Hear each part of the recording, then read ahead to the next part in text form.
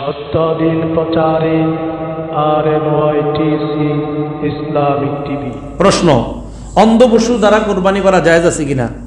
যে পশুর দুইটা চোখই অন্ধ, এই পশু দ্বারা কোরবানি করা জায়েজ নাই। এক চোখ পুরা নষ্ট এমন পশু দিয়েও কোরবানি করা জায়েজ নেই। যে পশুর দুই চোখ অন্ধ, এটা দ্বারা তো জায়েজ নাই। অথবা এক চোখ পুরা অন্ধ, দুই চোখের এক চোখ পুরা অন্ধ, এই পশু দিয়েও কোরবানি করা জায়েজ নাই। প্রশ্ন, পশু হারিয়ে যাওয়ার পর যদি আরেকটা কেনা হয়, তাহলে দাতা এক্ষেত্রে কি করবে? কোরবানি। সম্মানিত ভিউয়ার্স, ভিডিওটি ভালো লাগলে সাবস্ক্রাইব করুন এবং বেল আইকনটিতে ক্লিক করুন। দিন প্রচারের উদ্দেশ্যে ভিডিওটি শেয়ার করুন। নিয়তে পশু কিনছেন, হারায় গেছে। এখন আপনি যদি ধনী ব্যক্তি হন তো আরেকটা কিনবেন। আপনি কি হইলে? ধনী ব্যক্তি হইলে আরেকটা কিনবেন। কেনার পর মাশাআল্লাহ কিছুদিন পরে ওই হারিয়ে যাওয়া পশু আবার ফিরে আসছে। হ্যাঁ, হারাই গেছে। হারাই যাওয়ার পর আপনি ধনী ব্যক্তি আরেকটা কিনছেন, আর ওটা যদি না আসে তো আসলোই না, সেক্ষেত্রে এটা কিনবেন আপনি। এখন প্রশ্ন হলো, হুজুর হারিয়ে যাওয়া পশুটা যদি কোরবানির দিনের আগে আইসা পড়ে, এক্ষেত্রে আপনি ধনী হইলে আপনার জন্য অপশন হলো যেই কোনো একটা কোরবানি করবেন, আরেকটা নিজে রেখে দিতে পারবেন। উত্তম হলো দুটোটা কোরবানি করা, উত্তম দুটোটা কোরবানি করা। আর জায়েজ হলো একটা কোরবানি করবেন আর একটা আপনার মতো ব্যবহার করবেন।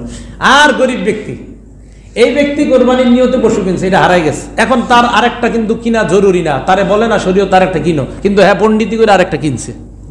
কেনার পর ওই হারিয়ে যাওয়া পশু আবার ফিরে আসছে, এর দুইটাই কোরবানি করতে হবে। মাসালা কি বুঝে আসছে সবার? ধনী ব্যক্তি কোরবানির পশু কিনছে, কেনার পর হারিয়ে গেছে। হারিয়ে যাওয়ার পর হারিয়ে যাওয়া পশু ফিরে আসছে।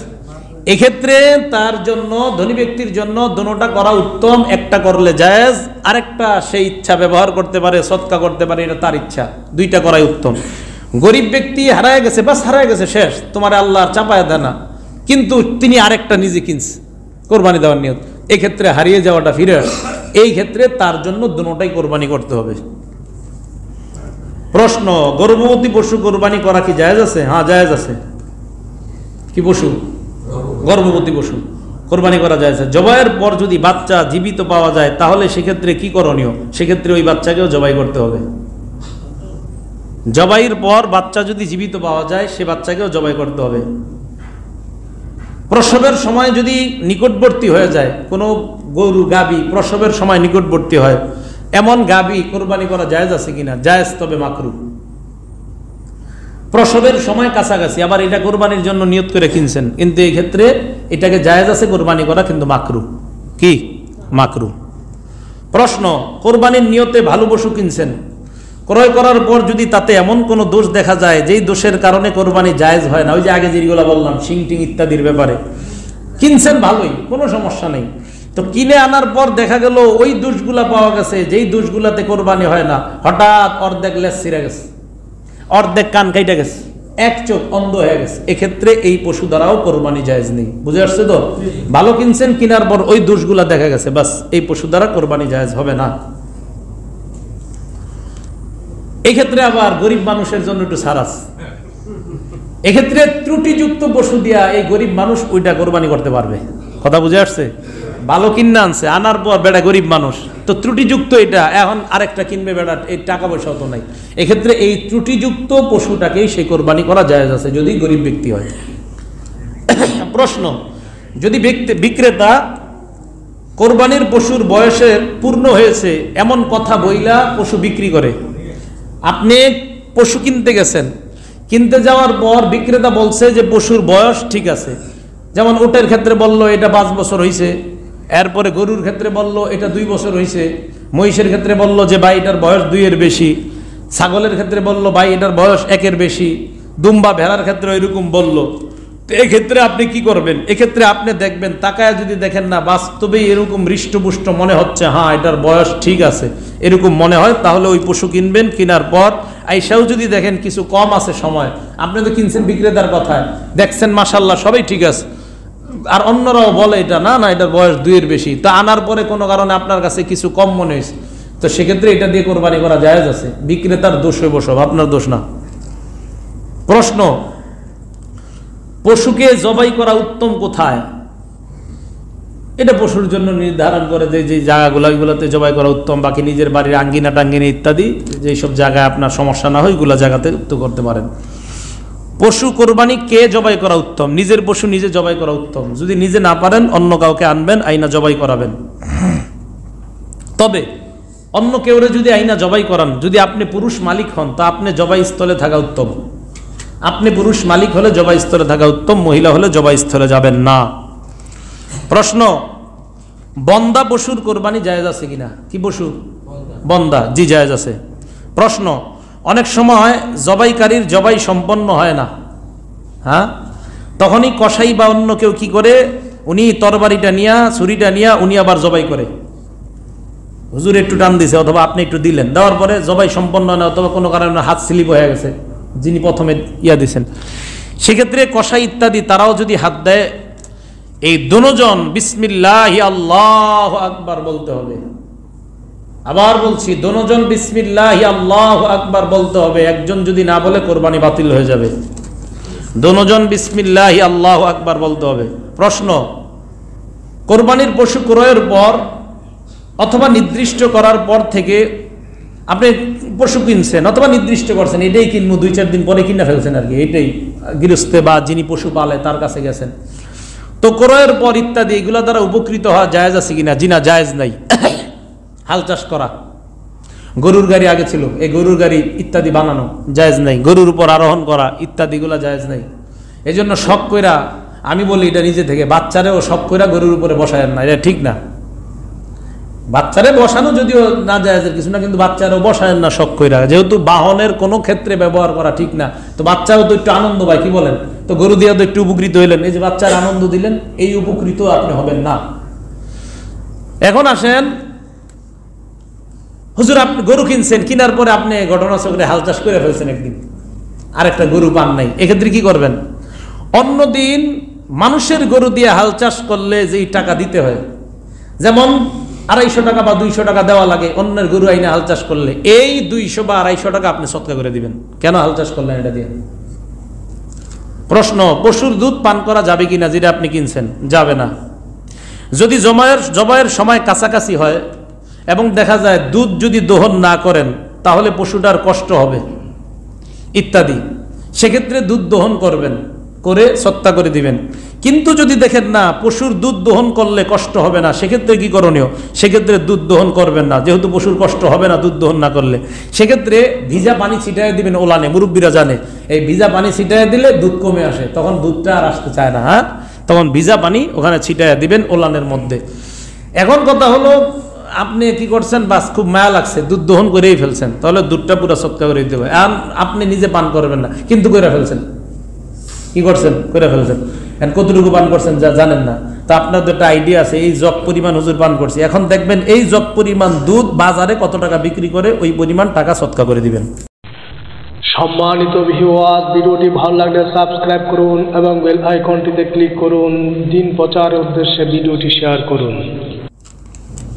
প্রশ্ন, কোন শরীকের মৃত্যু ঘটে গেছে, 7 শরীকে পশু ক্রয় করছেন, মৃত্যু ঘটছে, কোরবানির দিনের আগে মৃত্যু ঘটে গেছে, সেক্ষেত্রে কি করণীয়? সেক্ষেত্রে ওয়ারিশরা যদি বলে সমস্যা নাই, আমাদের আব্বা মারা গেছে, সমস্যা নাই, কোরবানি আপনি করে ফেলেন, আব্বার পক্ষ থেকেও কোরবানি করেন, তাহলে সেক্ষেত্রে কোরবানি করবে।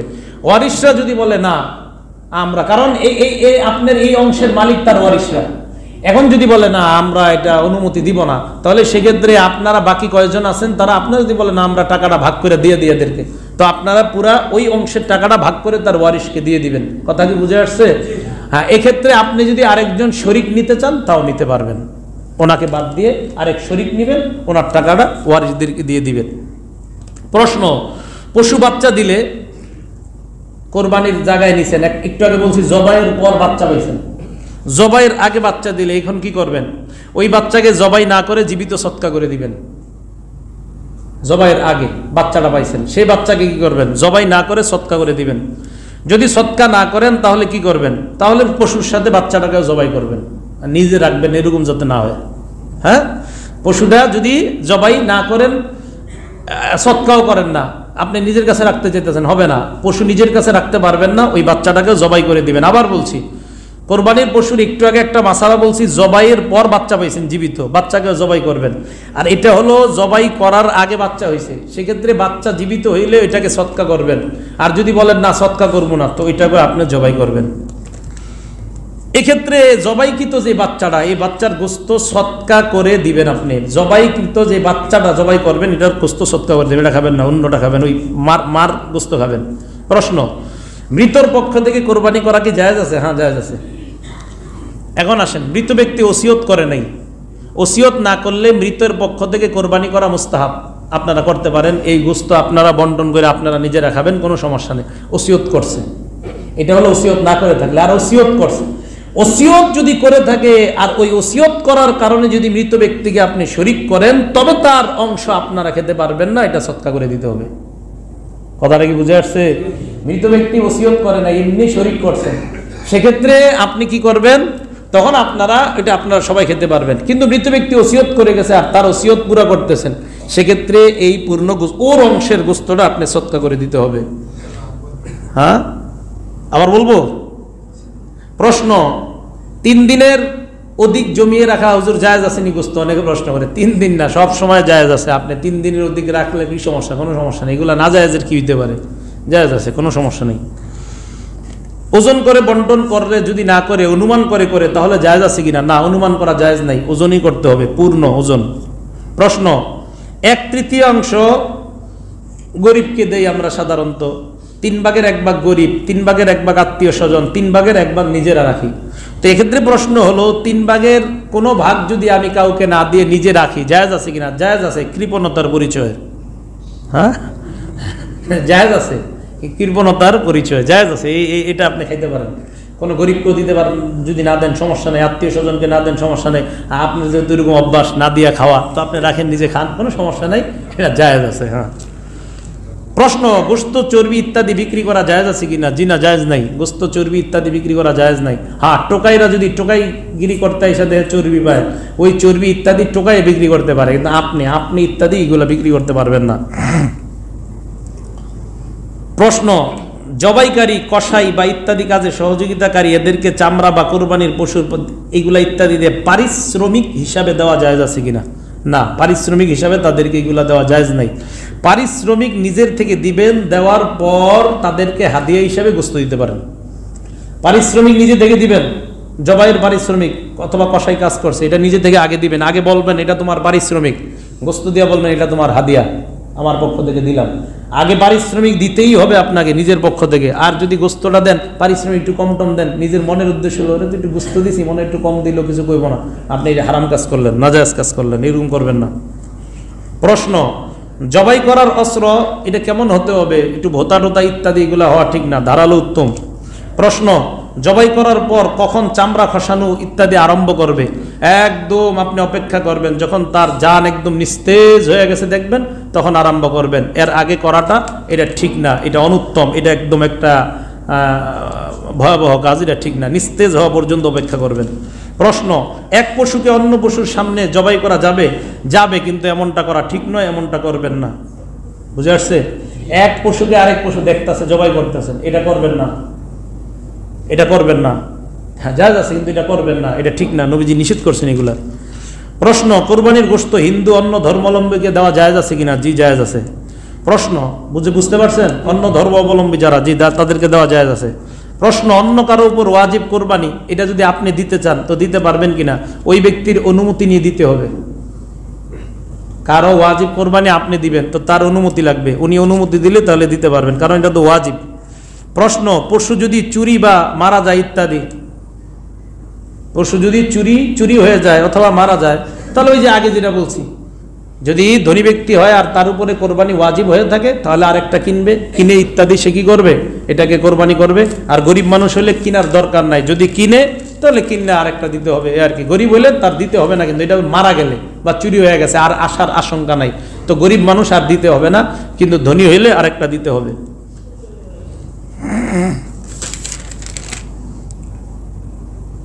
প্রশ্ন, পাগল পশু দিয়ে কোরবানি দেওয়া জায়েজ আছে কিনা? কি পশু?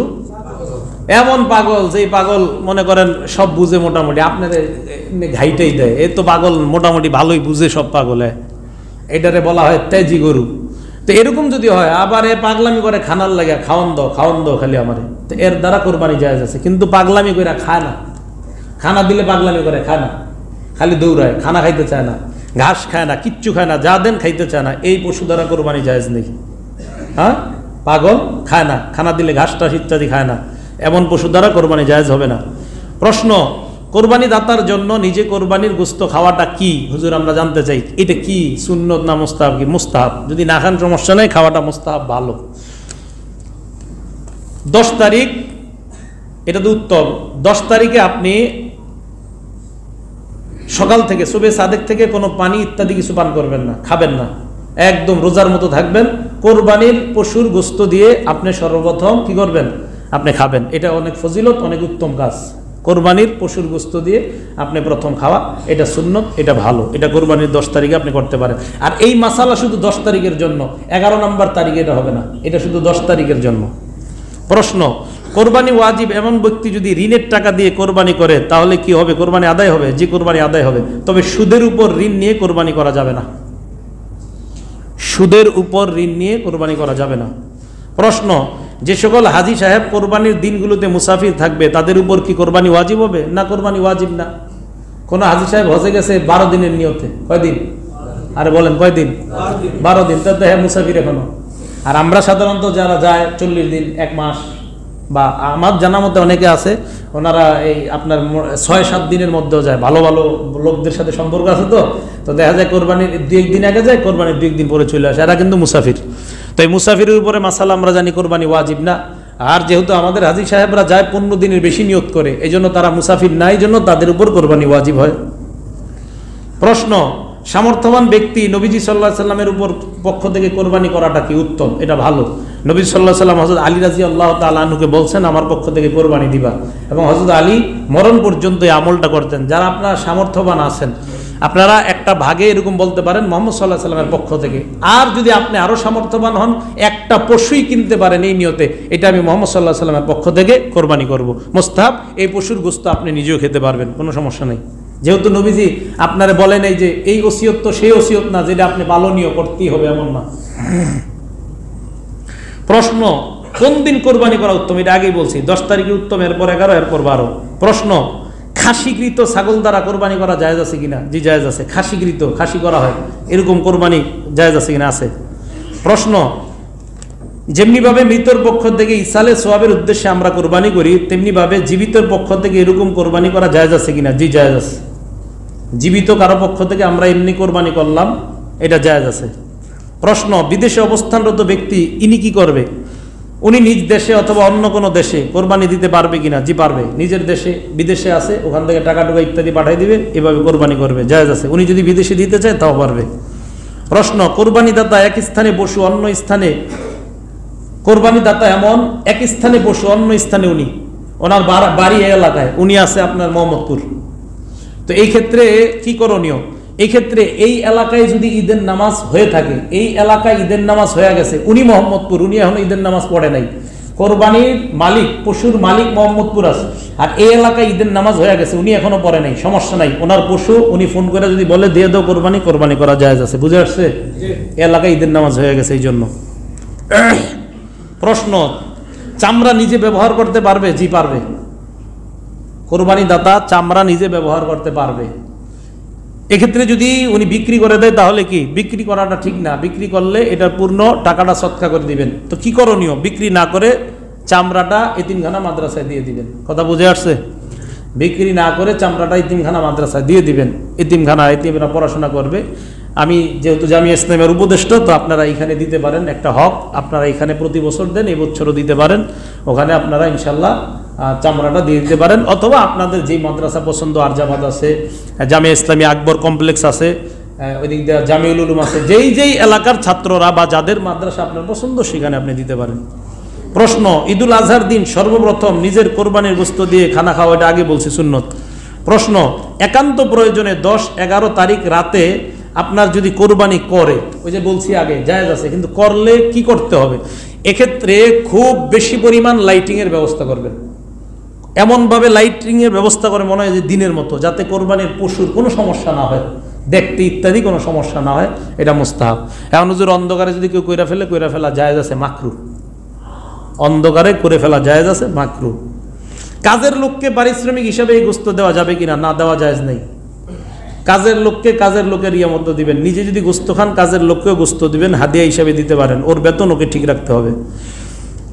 জবাইকারীকে পারিশ্রমিক দেওয়া জায়েজ আছে কিনা? জায়েজ আছে, মানে অনেক জায়েজ।